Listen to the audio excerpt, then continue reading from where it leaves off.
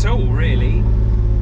You know, there's all kinds of factors into why something might have broken. Could be the way I use it, could be bad manufacturing, could be installed wrong. There's all kinds of reasons, and obviously we try and minimise downtime because it costs money, right? But look at it this way. Yes, I think the Engcon broke.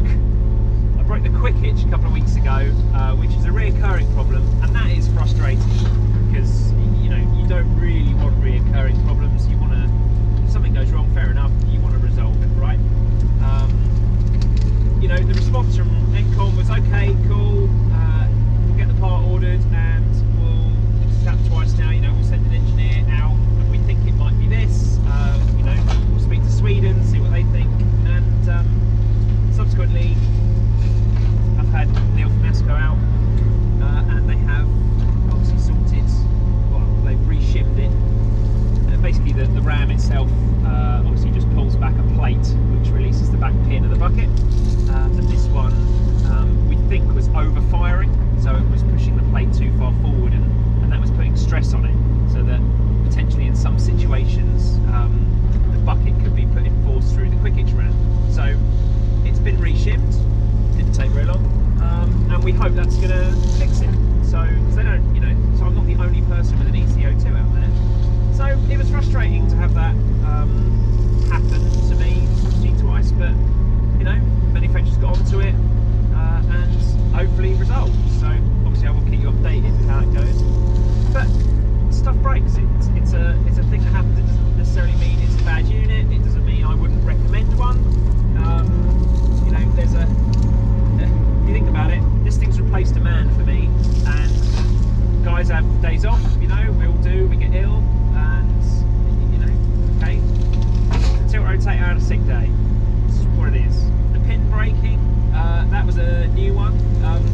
Again, quite frustrating because you're thinking, Jesus, no one wants anything to break. But you know, pin was here next day from Engcon. Sent me a pin, bang, there you go. Thank you very much. You can't get better responses than that, and that's the key, really. You know, everything breaks. My JCB had a few issues in its first 1,000 hours, which are well documented in other videos. But the response from the manufacturer has always been very, very good.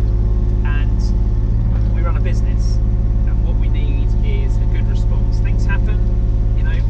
I screw up sometimes on jobs. The key for customers is that you're there and you sort it out, right? And that's all you can ask. Had it have been, you know, much slower response, then that's when you have to start thinking about other brands, etc. I'm not endorsed by Engcon in any way. I just tell you how it is, and this thing does a lot of work for me. You know, I do use it hard. If you think about it, it's on the biggest machine really that they'll warranty an EC02 for, and the 8026 puts out its fair, you know, power. So it's quite often, I imagine, being used probably at the very top end of its design parameters. And when you push equipment like that, it will inevitably at some point find a weakness. And really, I don't think we've particularly found a weakness in the EC02. I'm fairly confident that quick hitch ram is a setup thing, as Engcon think as well. And once we've got to the bottom of that, which was hopefully yesterday, that shouldn't rear its ugly head again. The pin snapping, I mean, I know there's been a few people who've had issues with pin snapping, and you know, not necessarily just on tilt rotators either.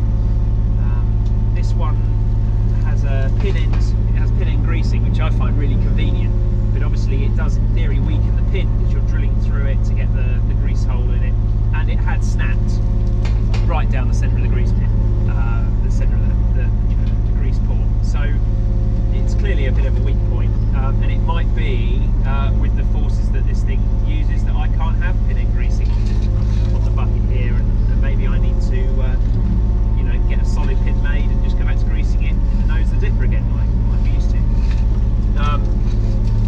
Might be that, or it could be just a bit of bad pin. Digbits reckoned when I put it on Twitter that it's a common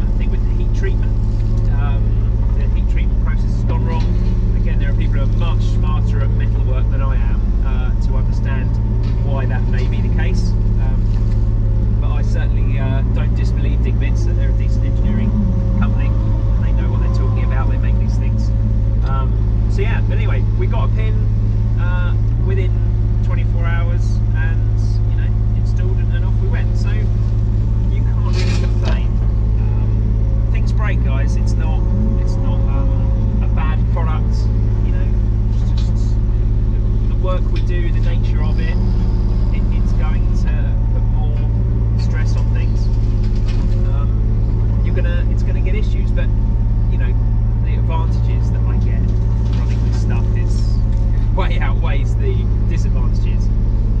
And this year it's worked 6 days a week, every single weekend, if not 7 all summer. So you know, some people probably wouldn't put those sort of hours on a machine maybe in the last few months. And for me, it's been very busy. So again, you know, you risk things breaking. So really, I just wanted to say it's got absolutely nothing to do with the brand. Everything breaks, and you know, as frustrating, don't get me wrong, as it is when stuff happens, and especially things that you think are relatively new, you know, go wrong on you. It's just what it is. It's all part of running a business, and if you weren't into it, you know, we'd go and drive someone else's machine. It's part of the fun and games of what we do. So yeah, don't get disheartened by any of mine. You know, oh, this is broken, that's broken. I try and do funny videos on Instagram stories just because it's a bit of a laugh, and you know, sometimes you just got to laugh about this stuff, right? Because it's just what happens. You couldn't write it sometimes, you really couldn't. But by no means a poor reflection on any of the manufacturer's kit that I run or not. So yeah, stuff breaks, laugh about it, and keep digging, guys.